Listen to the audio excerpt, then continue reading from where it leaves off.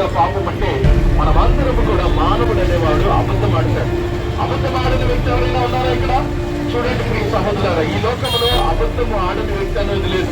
మనిషి జీవితం అంతా కూడా అబద్ధం మీద కట్టుకొని బ్రతుకుతున్నది. మనిషి జీవితం అంతా కూడా అబద్ధం మీద వారిని నడుపుతూ ఉన్నారు. వారి బంధువులకి, వారి కుటుంబానికి, ఉద్యోగంలోను ప్రతి చోట మనిషి అబద్ధమే చెప్తాడు. మరి అబద్ధం తప్పని మనుషులకి తెలియదా? అబద్ధము తప్పని మనుషులందరికీ తెలుసు. మనుషులందరికీ తెలుసు పాపమని. అయినా కానీ అదే పాపమునకు వారు బానిసలుగా ఉన్నారని బైబిల్ సెలవిస్తుంది. ప్రియ సహోదరుడా, ఆలోచించు. ఈ రోజున మనిషి పాపము నుంచి బానిసగా ఉండడానికి కారణం తనకున్నటువంటి వ్యసనాలు. ఒక మనిషిని మనిషిగా మార్చగలిగిన వాడు క్రీస్తు ఒక్కడే.